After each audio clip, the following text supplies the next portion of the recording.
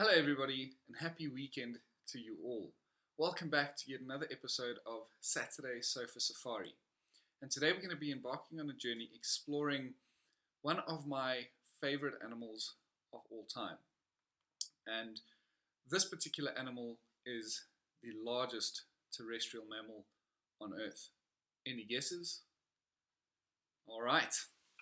Now that we know what we're chatting about, let's jump in the safari vehicle and make our way. So as mentioned, today we're chatting a little bit about the African elephant. And there's so much to learn from this animal and so much we can learn from them. But today we're going to be chatting about one particular part of this creature.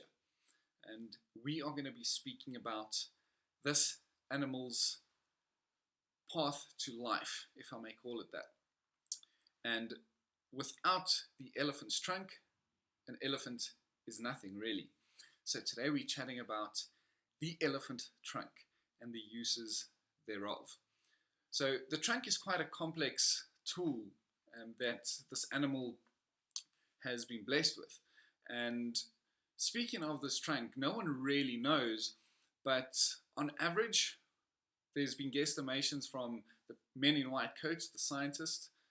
They say that an elephant trunk has anywhere between 40 and 100,000 muscles or muscle fibers. That is mind-blowing, absolutely staggering. Can you just imagine? Try and picture 100 pieces of flesh, or 40,000 pieces of flesh, of muscle fiber in one room. It is unbelievable. And this tool is so advanced, this trunk is so advanced, and has many different uses that we'll get to. And in fact, the animal, or the elephant's trunk, is the most complex organ, or one of the most complex organs when it comes to the animal kingdom. Take us, for example, humans.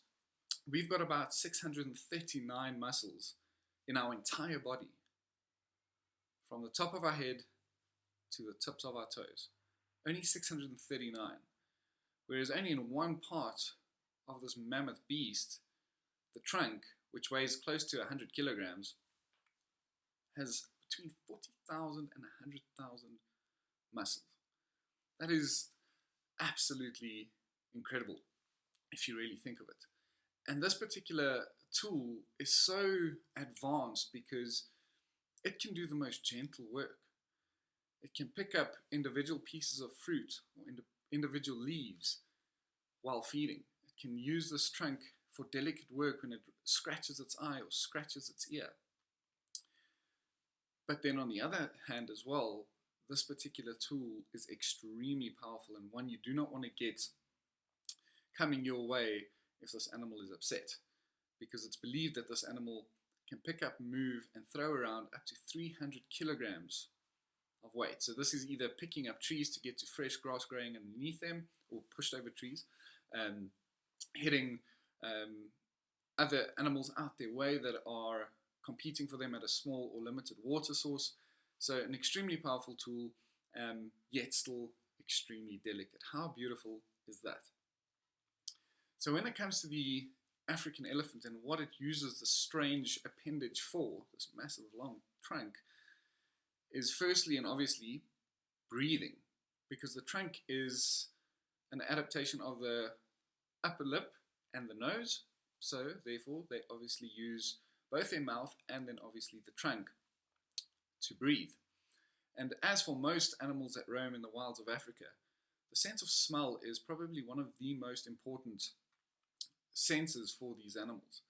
And an elephant's sense of smell is extremely on point. It's so good. And it's believed that it's about 4 times better than your average bloodhound, which is quite incredible. I mean, a dog's sense of smell is incredible. Elephants top that, believe it or not. And you will often notice elephants walking around either with their trunk up, looking like a snorkel in the air, trying to pick up a scent, waving it from side to side.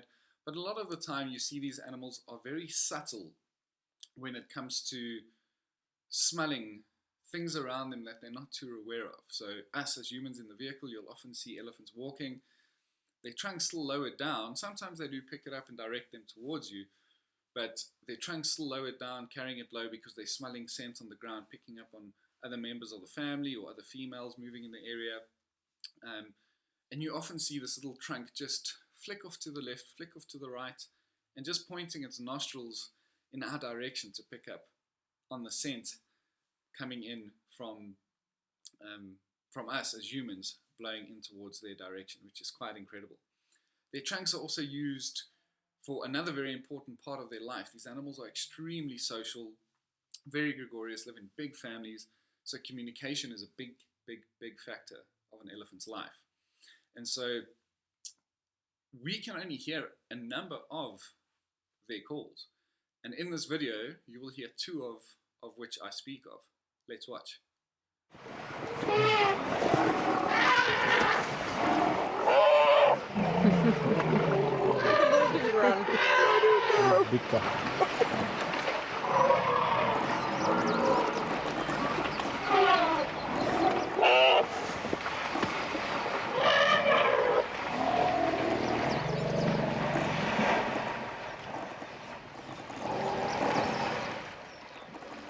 So a pretty exciting video clip that is.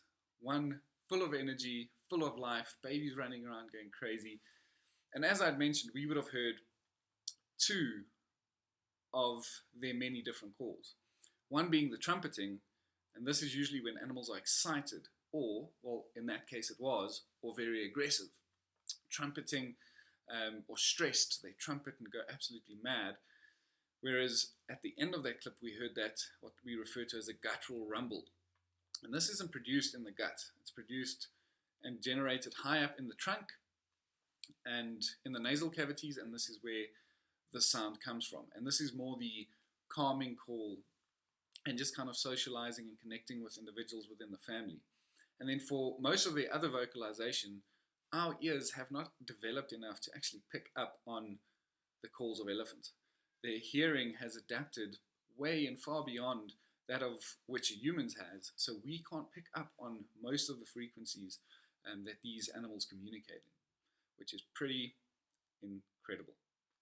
Often, I'm sure you would have seen, if you have been on safari before, you're sitting with a herd, they're all feeding, they're all doing their thing, having a good time, and suddenly everyone just stops. It's dead quiet, and then suddenly the movement starts happening again. They start feeding, they start moving, and this is just a member of the family had said something important, said something interesting, and everyone had frozen, they'd listened, and then they start moving on. So absolutely fascinating. They're really incredible creatures. Another thing these animals use their trunk for, and probably one of the most important parts or uses in the heat of the African day, is to help them cool off. And what I mean by this is these animals often use their trunk to pick up mud at water wallows, should I say, mud wallows, and they will spray dust and mud all over their body, because this cool mud doesn't only protect or cool their skin down, but it protects their skin from the harsh African sun. It protects them from external parasites that might want to come in and bite them, suck their blood, such as your ticks. So many great uses for mudding and dusting themselves is to look after their skin, and it aids as a bit of a natural sunblock, if you may. But the main purpose of them doing this is obviously to cool down. It's taken the African spa experience to a whole new level. But then moving on, another important part as to why this animal has adapted to have this trunk is because this trunk serves as the animal's hand. They use it to pick up leaves, pull off branches of trees,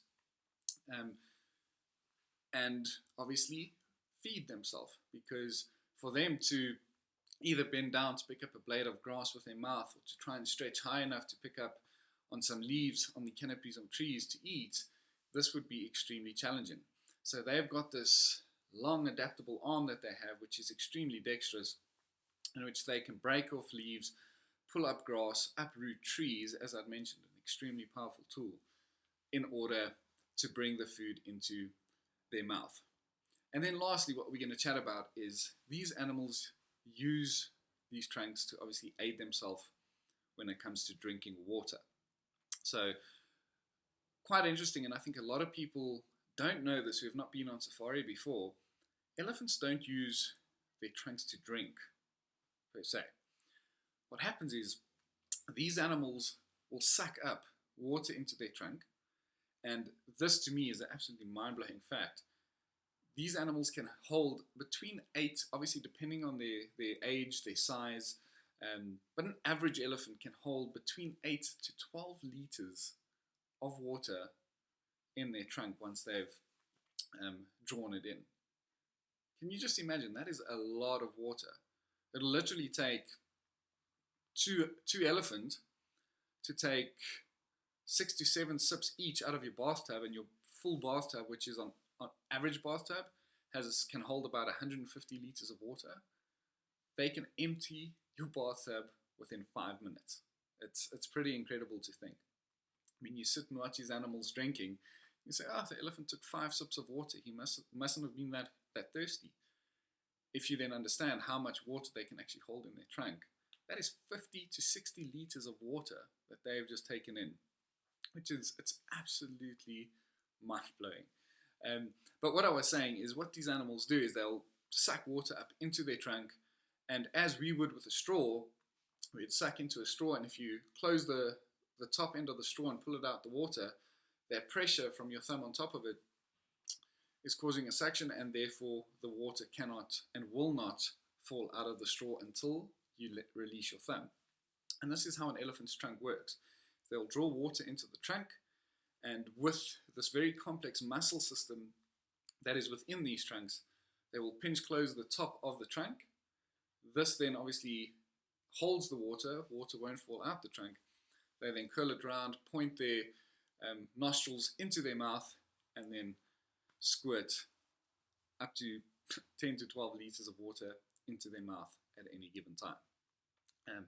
So that's about it for today's chat. I just wanted to share a few interesting facts regarding an elephant's trunk and its extremely important tool of life, if we may call it that, its trunk. I hope you enjoyed this session or this episode, and I hope to see you in future episodes in the coming weeks. Have a great day further. Enjoy the rest of the time on your sofa, and chat soon. Bye-bye.